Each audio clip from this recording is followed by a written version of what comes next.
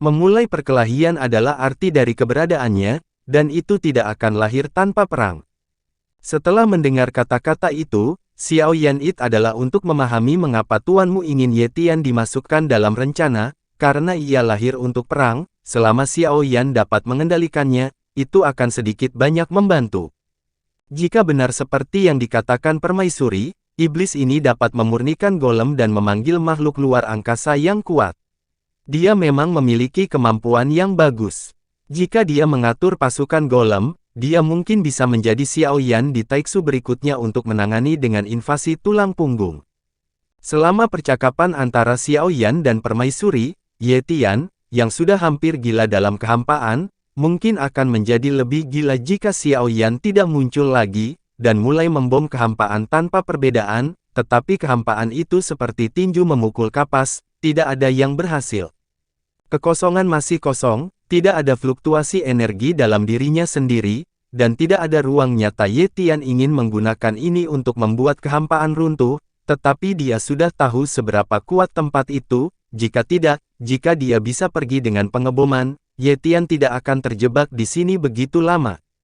Tentu saja, ketika Yang Mulia menyegelnya di sini, dia telah sangat melemahkan kekuatan Ye Tian. Jika tidak, jika batasan itu dilonggarkan seiring waktu, Ye Tian mungkin tidak dapat memaksa keluar dengan kemampuan masa kejayaan Ye Tian. Seperti yang permaisuri katakan, Ye Tian lahir karena perang, dan jika tidak ada perang, itu akan semakin melemah. Sekarang kekuatannya tidak sebaik sebelumnya, dan dia sangat ingin pergi. Untuk Ye Tian, keheningan di sini adalah hal yang paling menyiksa. Ia ingin berkelahi dengan gila-gilaan, dan inilah arti keberadaannya. Hei, manusia tercela, apakah kamu masih di sini? Saya menyetujui semua permintaan Anda, dan saya bersedia pergi selama saya bisa.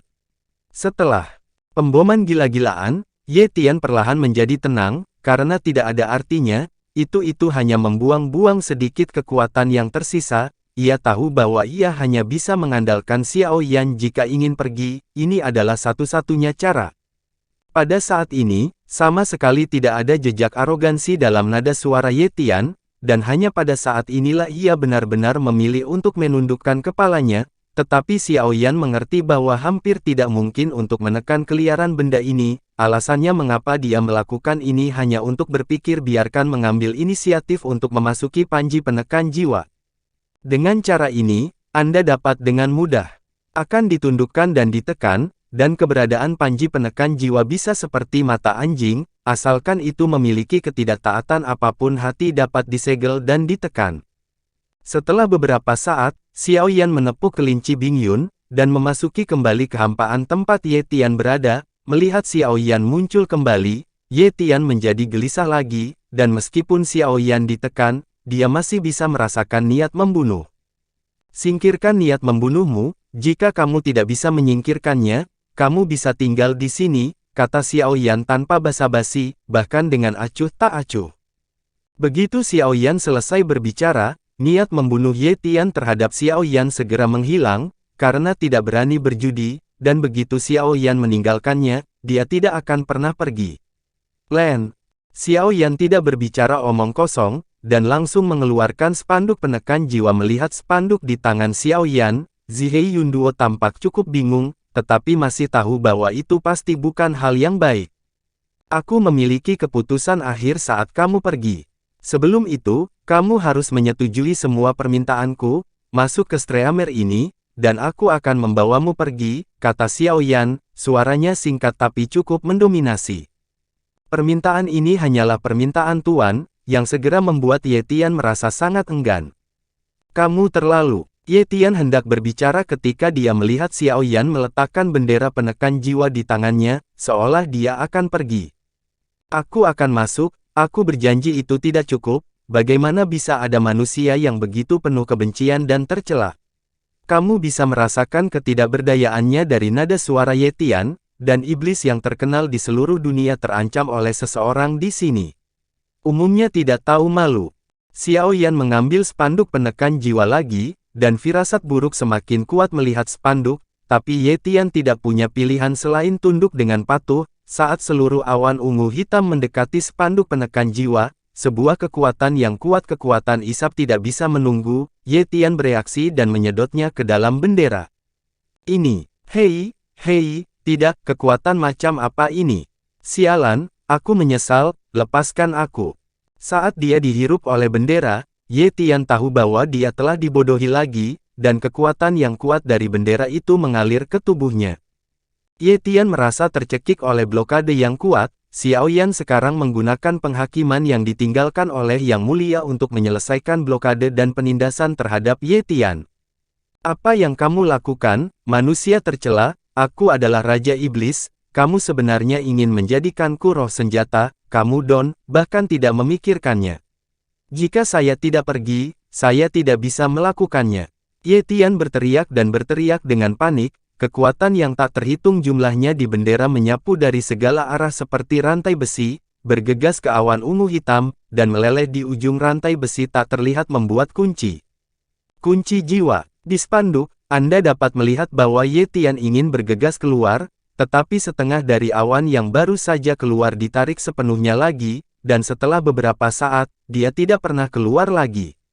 Ye Tian berteriak tanpa henti di antara spanduk, tapi Xiao Yan mengabaikannya, dan berpindah tangan untuk memasukkan spanduk ke dalam ring. Dia tidak berencana untuk membuat Ye Tian sepenuhnya menyerah sekarang. Butuh waktu dan kesempatan untuk berurusan dengan iblis seperti itu. Jika dia ingin membuatnya rela seperti mata anjing, dia mungkin tidak akan pernah melakukannya, tetapi Xiao Yan memiliki banyak cara, seperti membiarkan mata anjing pergi masukkan bendera. Len Gouyan yang tiba-tiba dimasukkan ke dalam panji penekan jiwa juga tercengang. Ye Tian sangat membenci Gouyan sehingga dia menerkam Gouyan begitu dia muncul. Aku benar-benar tidak berterima kasih karena telah membunuh 1000 pisau. Ah, tolong. Gouyan melarikan diri ke dalam ruang di dalam bendera. Ye Tian melampiaskan semua amarahnya pada Gouyan, tapi keduanya adalah eksistensi abadi. Xiao Yan tidak memperhatikan mereka lagi. Ayo pergi, kembali ke hutan belantara abadi, kata Xiao Yan. Permaisuri mengangguk sedikit, dan kelinci awan es masih merupakan kelinci alat, membawa mereka berdua, Cimi, dan mengikuti di belakang, itu berubah menjadi Chang Hong dan melarikan diri. Masalah avatar dewa asli dan mata anjing telah dipecahkan, dan Xiao Yan juga mendapatkan banyak. Tidak hanya avatar dewa asli menerobos dewa asli bintang 5, tetapi dia juga menaklukkan avatar dewa asli bintang 8 jiwa Cimi kekuatan kecil. Sekarang Gouyan telah menaklukkan Ye Tian, pemimpin iblis lagi, dan akan menggunakan kemampuannya untuk menyempurnakan pasukan boneka di masa depan, dan sekali lagi memperkuat kekuatan tempur Xiao Yan saat ini. Menghitung semua yang dimiliki Xiao Yan sekarang, kekuatan tempur semakin kuat dan lebih kuat, jumlah orang kuat di bawah komandonya terus meningkat bundaran. Ini adalah kepercayaan diri yang diperlukan Xiao Yan untuk melihat kembali Sensi, karena dia tidak tahu pertempuran seperti apa yang akan dia hadapi. Keberadaan kekuatan ini terbukti dengan sendirinya bagi Xiao Yan, sehingga Xiao Yan benar-benar dapat memiliki kekuatan untuk melawan Taixu.